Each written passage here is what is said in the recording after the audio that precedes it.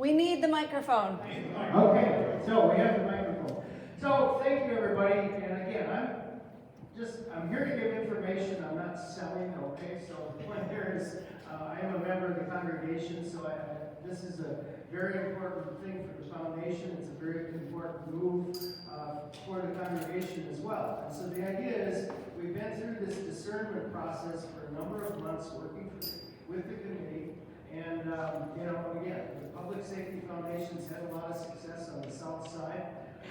On the south side, Outpost, a lot of people call it the Cop House. We prefer to call it Community Outpost. We have the following partners. We have the St. Cloud Police Department. One of the things that we learned in this model from Racine, Wisconsin is number one, you have to make the community safe.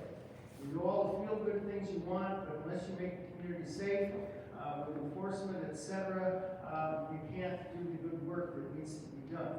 So, St. Cloud PD is the primary partner. They operate the house.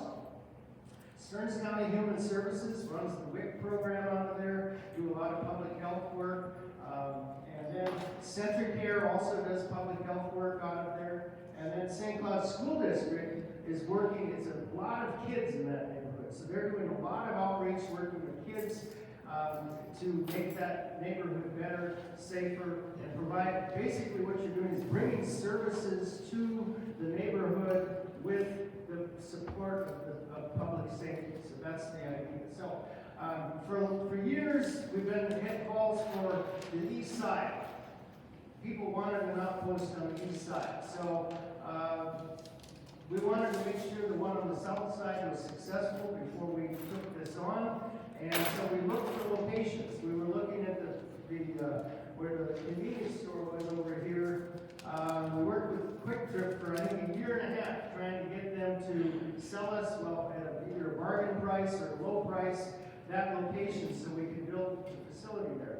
Couldn't get it done. So we worked with congressmen and everything trying to make that happen. It didn't work. And then we thought about what other locations would there be. Well, there's the empty bank building next door. We thought about that. That building's a tough building. Okay, a lot wrong with it. A lot of maintenance, deferred maintenance, etc. So we then thought about the education wing at the church here is a possibility. So that's how we ended up thinking about this as an option for the Public Safety Foundation. Now, as Ken mentioned earlier, you don't do this without knowing what the community needs.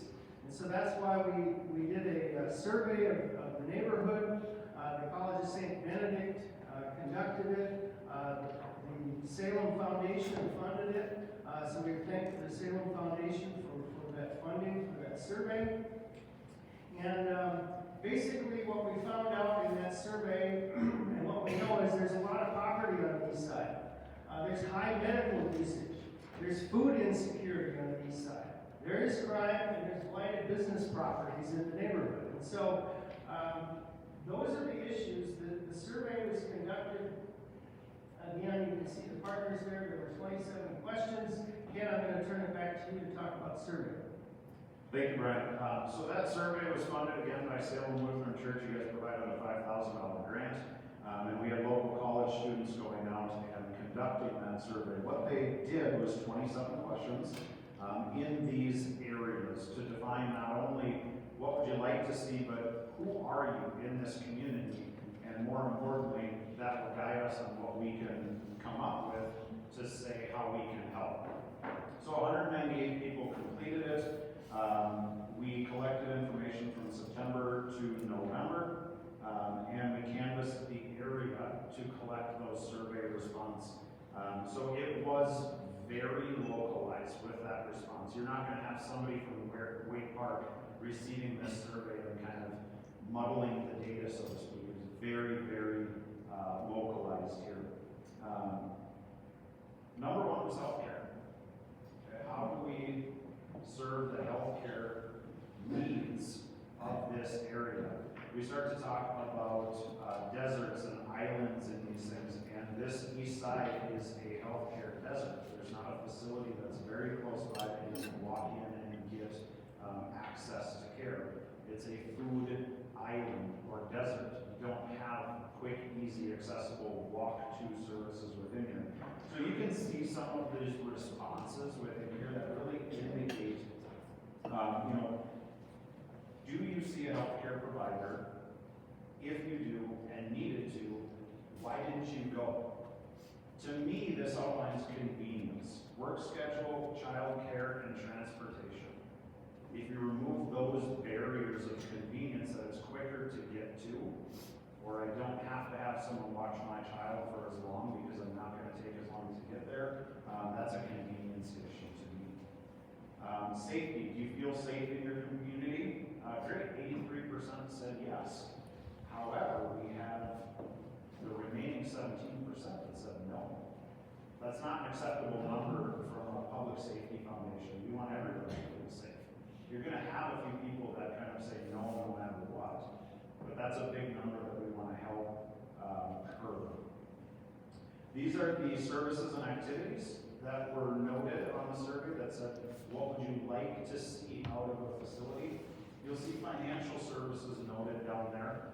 We'll explore that a little bit more as well, but that we believe is more geared towards education, not necessarily we need a bank or a place to get something. It's more about education within there. So we then take that back to our model and say, what community partner are we going to potentially place within here that gives this localized community access to that resource? You'll see food shelf needs, after school care, exercise, WIC, and other classes as well. We asked about spiritual beliefs. 77% said yes, they have spiritual beliefs, 22% said no. And how long have you been a part of the East Side?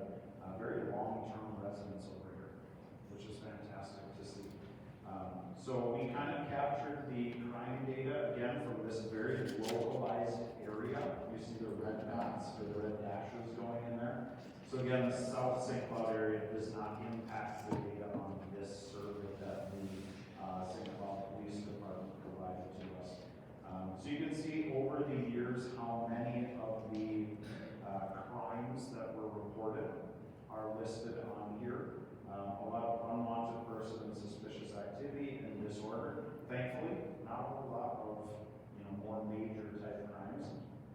We believe these are solved by presence. And when we talk about presence, we talk about visibility of first responders in an area. The St. Cloud, the south side community outpost is not a place to bring criminals into. This would not be either.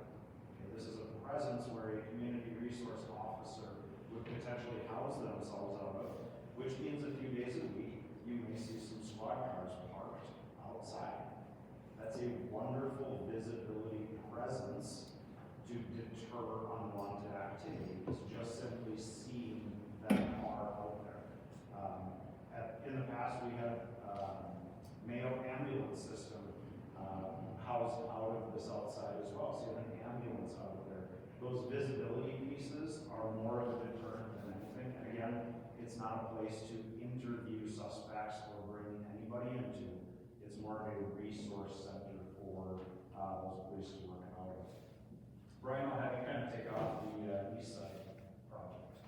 Okay, so based on the survey, based on what we know from our first one, one of the things, these are some questions that we had to come up with, and I talked about the Quick Trip property, and then evaluating the space potential. So that's what we've been doing with the committee of the church, has been evaluating the space potential. You can see the floor plans on the tables here. One of the things to note is that it doesn't show the fire doors that go, the locked doors that go between the floors, okay? So, again, on all three floors, because you've got elevator access to the third floor, we want to keep key access on each floor so that there's definitely a separation between the church and this endeavor, okay? So there'll be security between all three. That's one of the key elements of the plan as you see it. It's just unfortunate they didn't draw it in the plan, but assume it's there.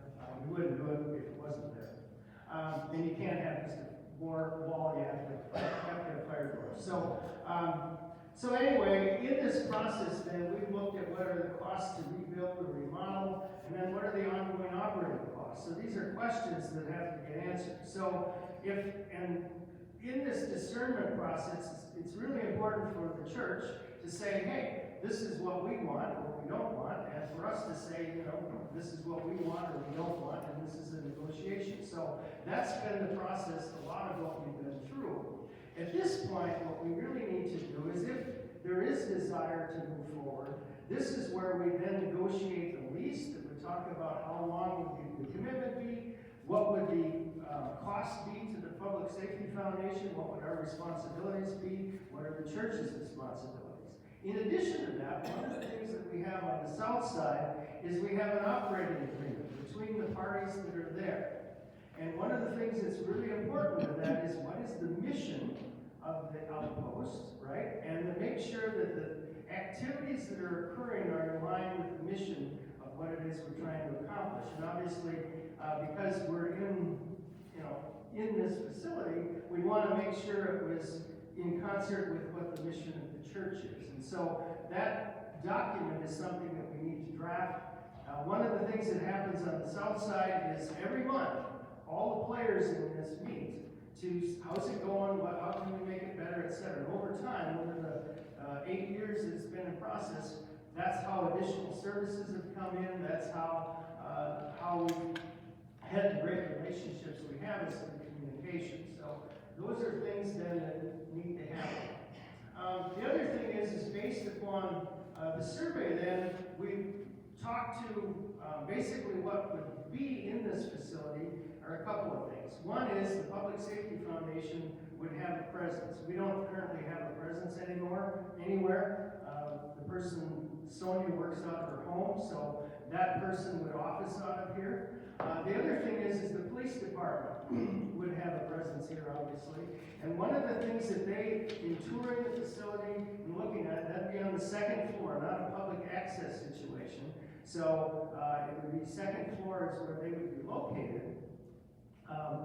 I don't know if you've heard this, but they have these mental health professionals that go out on, when there's a call that involves domestic issues, mental health issues, rather than just come in with a guns blazing approach. The police department, brings mental health professionals. So what they're looking at is to have those people housed out of this facility. So we have that mental health element as a part of this. The other thing that's key, and you see this on the first floor, the public access area, is the medical side of this. So Centricare for years has wanted to have a presence on the east side, and hasn't been able to pull it off because a lot of the people here use the ER. And so one of the big issues in St. Cloud is overwhelming work that's going on at the ER. Well, can that be reduced by having a community clinic on the east side? They believe it is. So Centricare is very motivated by this whole community health clinic concept. And the College of St. Benedict has to provide clinicals for their faculty and their students to be able to have a nursing program at the College of St. Benedict. The technical college has a similar issue, so does St. Cloud State, but it would be led by the College of St. Benedict. So they would be working with Centricare using their malpractice insurance to run community clinic out of the first floor. Now, it's a phased approach, so it might start off as only 1 day a week, and then it goes to 2, 3, 4, whatever. But the point is crawl before you walk, before you run. So that's the idea, and that's the way it worked on the south side. It offers way more services today than when it first opened. So I talked about the lease agreement. Obviously, the operating agreement is really important. And the idea that we presented to the church was, this is a way for the church to reduce its operating expenses, because obviously we would intend to pay, for being here, a space that's not really utilized by the church at this point. So it's a way to reduce operating costs for the church and the burden on the congregation from a financial standpoint. The other thing is, with the remodeling that's required to do this, none of that burden falls on the church. The Public Safety Foundation will raise the money to to do all of that. And so that's inherent in this, so it's not a deal where you have to remodel it, where we as the congregation have to pay for it and then, lease it back. The idea is we would do that work. So and of course, once we get a floor plan that makes sense, that's when we can bid out what it would cost, and then we know how much money we need to raise to do it. So, let's see. Timeline? So timeline, basically, I think where we're at, and I guess I'll defer to you, Mike, on this, but we feel we're at a point where we need to get down to, if the congregation wants to move forward, of negotiating the lease, the operating agreement, and then after that would be done, questions are dealt with, then that's when it would go to a congregational vote. Is that correct, Mike?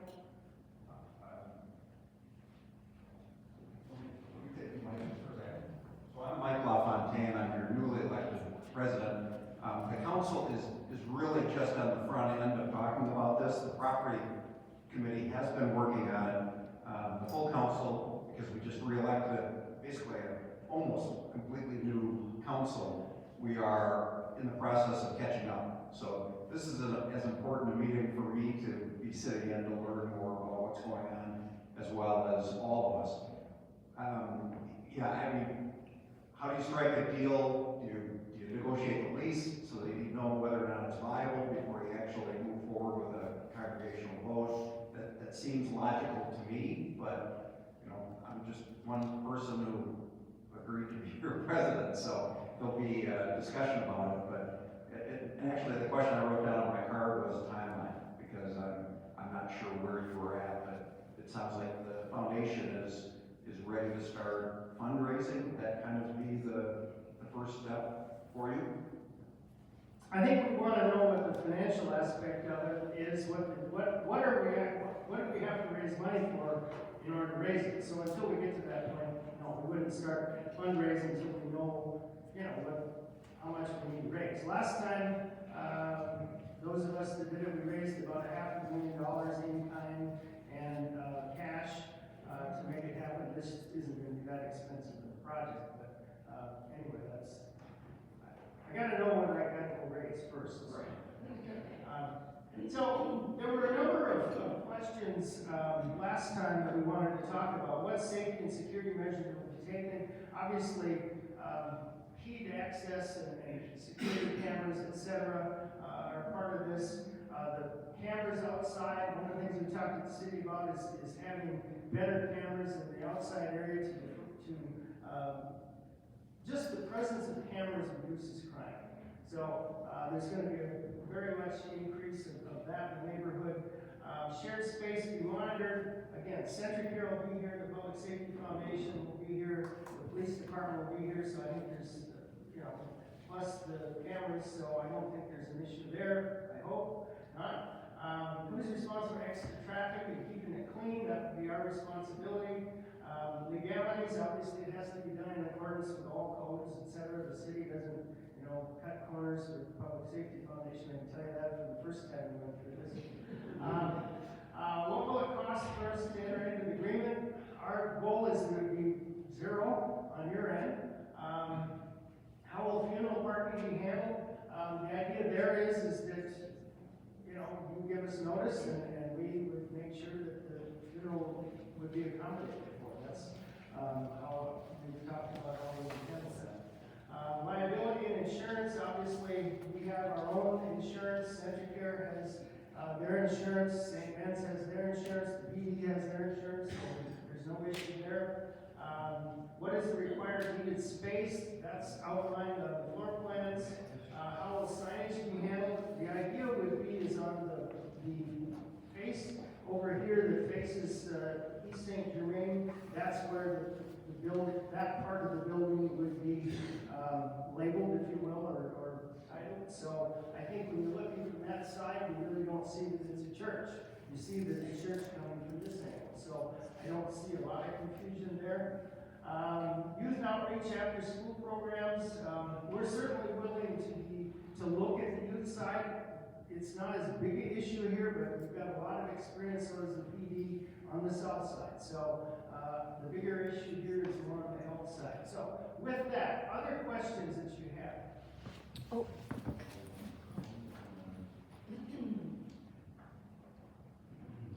Before you go, Bailey, 1 second, sorry. Sure. I just want to make sure, is it on? That's a listening device. Oh, those are the ones that people can't hear. Okay, I'm gonna shout. There are no cards on your table. This has already been said, so I'm repeating it. Please be sure to write your cards on there, your questions on each of those cards, because I'm sure we won't have enough time to get to everybody's questions. And the Outpost Task Force and Property Team and Council all want your questions. So there's a basket here. So we can certainly try to answer some questions, but I just want to make sure everybody knows, we know we won't get to all the questions, but we have a basket here for your questions. So especially if it's something that you're willing to have people, if you think people will need to figure out the answer, because we don't have answers for everything, we'll just do our best today, right? Or if you but if you really want to hear Brian and Ken talk about it, feel free, please. Go ahead, Bailey. This is just a 30-second question. This is just a 30-second question. The South Outpost, does that have the healthcare clinic, or would this be the first time you guys have done it? The south side actually has dental services that come from Minneapolis. They do extractions, x-rays, all of that. Stearns County, Centricare do public health issues. It's not a clinic per se. So this is a first in that regard, okay? Other questions?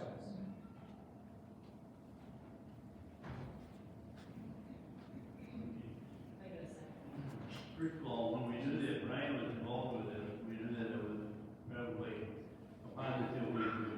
So we appreciate all the work you've done. The $500,000 grant that you received, do you feel that that's a sufficient amount to cover all these little things that could come up after the program is in place? Are you speaking about the, No. Is it? 5,000 that we got from the foundation, or That is the foundation, or the grant? the grant? are you speaking I'm talking about the grant. the Amy Klobuchar dollars? Yeah. 475,000. Can everybody hear me if I speak at this level? Or I can answer it. So Go ahead. the 475 that was appropriated by Amy Klobuchar is not going into this project. That's going over on the southeast side. So there's very likely going to be 3 outposts, not 2. Because of the strings attached to federal money, the foundation is avoiding that.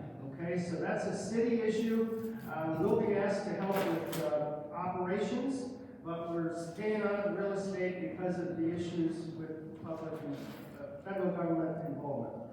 This is private sector. Other questions?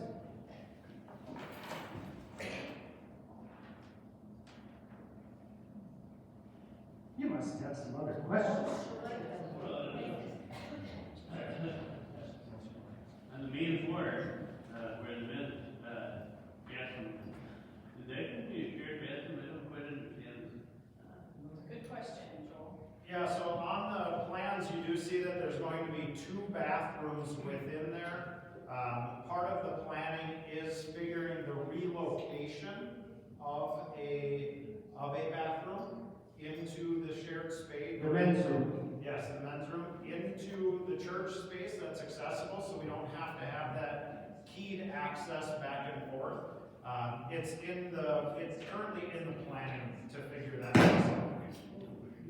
Because right now, the men's restroom is not very convenient to anybody, so the idea would be to try and figure out where would a better place be to have it.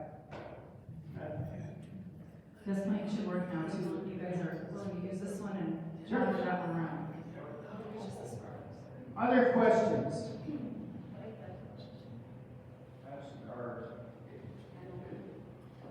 It might be helpful, would it be helpful for people, I guess I can look at a blueprint, kind of, but I'm not an expert.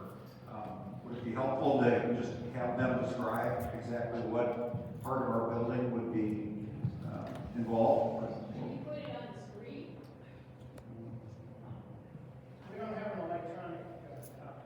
I could try and figure that out by taking a picture, emailing it to myself, but one of the things we want to point out is as you enter the facility past the stairwell, there would be a reception/waiting area, as noted on the plan. Because we are a public foundation, we do not have the need to have open access. We can kick out loiterers, so to speak. We can say, it's time to move on. And we can change our hours to say, no, we're not providing services these days. So that was brought up in the past of how do we stop people from just simply hanging out in a lobby, so to speak. And because we are a private foundation, we can assign hours and times to say you can be here and you can't be here. Okay? As you come down the facility on that first floor, it will be largely dedicated to 3 exam rooms. With those exam rooms, they are not, if you think about the level of care that can be provided, this isn't a 2-year RN degree or 4-year RN degree. This is in the master's and nurse practitioner programs. So this is higher level care that is actually considered on the continuum of care spectrum. So people can actually get continuance of care through this facility. And that's per the directive of Centricare. That's what they want to put in here. So it is a higher level of care. The conference room or boardroom that's over there, we would refresh, but it would largely be unchanged because those spaces are needed. We could have our board meetings out there. You could have your board meetings. We could have other functions that the community is asking for a space like that. And then through that keyed access to the upstairs or downstairs. So the upstairs, we would have our foundation executive director house out of there. And then the police department, whatever type of resources they would want on that second level. And generally speaking on the cameras, those would be owned and monitored by the city of St. Cloud. So it's very high definition, very good access into that information, but then we don't have to worry about owning that data or owning that information. That's a safety standpoint. And we want them to have quick access to it and utilize those cameras. The doors, wherever they end up being placed, could be in any part of those hallways. As the partnership between the church and the foundation says, well, they should be 10 feet back or 5 feet forward because of the library or because of this room that you want to use for storage or whatever it may be. We can ebb and flow those on each floor as well.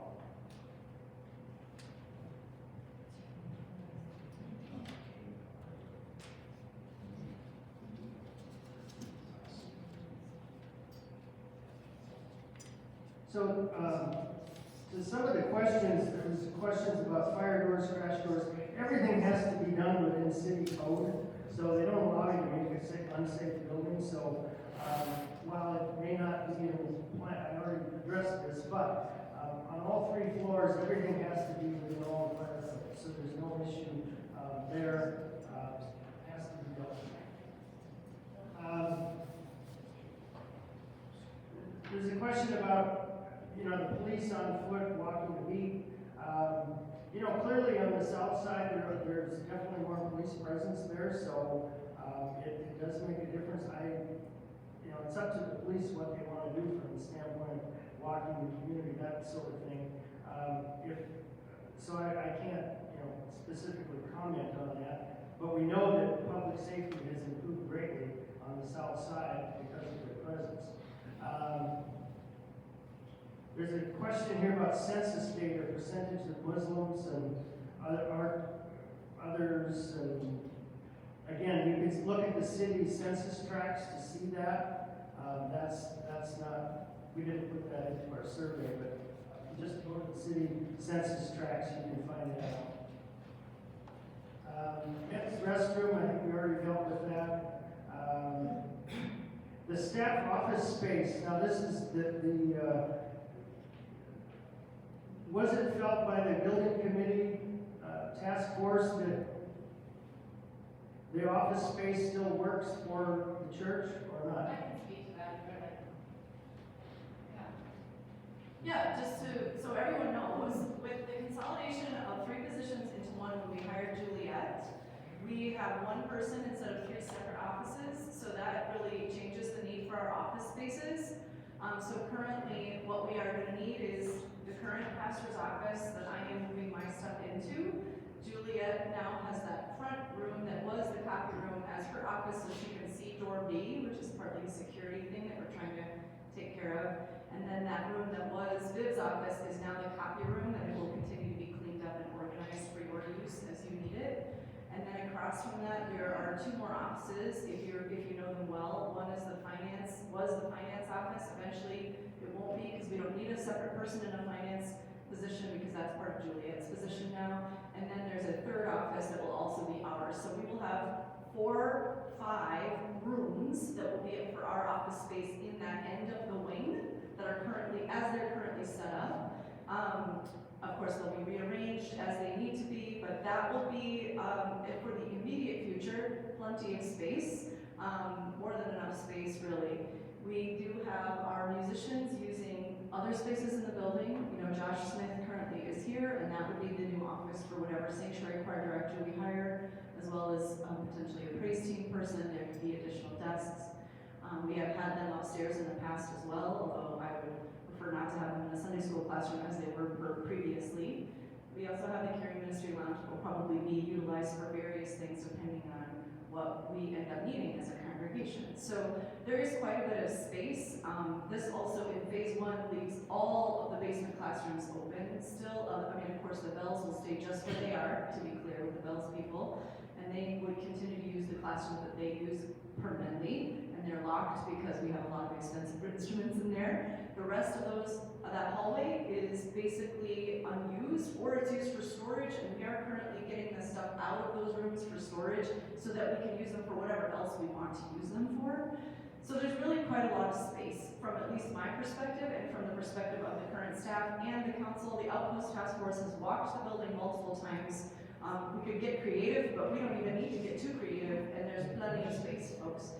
So that's still not using any of the offices down the north end of the education building on this floor, because those offices would all be empty at this point. So aside from, of course, the library, which we will continue to use, as I believe Brian already said, but let me reinforce that, that wouldn't change. The library access would still be normal. The second door might change, so I think we should be clear about that. There might be less access to that second door, just the first door that's on the south side of the hallway would be available. But yeah, then the bathrooms, of course, like you already said, would need to be relocated. And I know that feels really, really different. I have to say, I'm really curious about what kind of handicap accessibility could maybe be offered if it was moved closer to the sanctuary space. There are other spaces here, including like this caring ministry space. There's a little bathroom in here. There's a little bathroom in the nursery. And so there's some conversation that can be had about what is the best space for a handicap accessible bathroom. Because right now, for the men, the only handicap accessible bathroom is the one that's a single. You all know that. The other one, the other men's bathroom is actually not handicap accessible. It's not wide enough for somebody with a walker or a wheelchair to get into those stalls. So just so we're all on the same page. And so it could be a really great opportunity, actually, for us to have a better handicap accessible, closer to the sanctuary situation for people who are using walkers and wheelchairs, rather than having to go all the way down that hallway. At least that's one perspective. So please feel free to ask questions or let us know if you think differently, but that's what the conversation has been among the leadership at this point in terms of how those spaces would be used, and that there is quite a bit of, even on this first floor. Now the other piece is the conference room. So I've heard 2 different messages, so we might need some clarity. Maybe we need to put this on a card. Some people have, I have heard that we would have a conference room on the 2nd floor, and if that's the case, that would be fine for our use because we have an elevator and we can use it, right? Or I just heard you say there might be conference space on this floor that we would use, shared space, whichever ends up being, as long as we have a usable conference room on one of those 2 floors, I think from a leadership perspective, that's totally fine. And there's an elevator, so there will be access to it. But yeah, does that help answer the hallway use space and what we use and don't use currently in terms of your staffing offices? Any other clarity needed on that? Okay, one of the questions was, will we receive feedback on usage? Yes. Our board every month gets feedback on the current usage of the current building. We would obviously share that with the church. So, and again, I mentioned that on a monthly basis, there's a meeting of the players. So St. Ben's, CenturyCare, the church, the police would have an interaction to make sure everything is doing what we want it to do. And obviously, the feedback, we would not do this if we did not measure what's going on a monthly basis, and you'll get that. And then we also publish an annual report that shows what we do. Another question is 3 county service area. Well, where else do you provide services besides Southside, Eastside, St. Cloud? We've done a lot of programs for area first responders, which are for all 3 areas. As far as suicide prevention, mental health issues, that type of thing. Also, we do awards for service, and like fire departments from Bruton and Melrose and places like that have been honored for the work they've done, heroism, etc. We've also raised money for and made connections in Bruton for signage by the school because people were driving too fast there. So we try to do, during the pandemic, we provided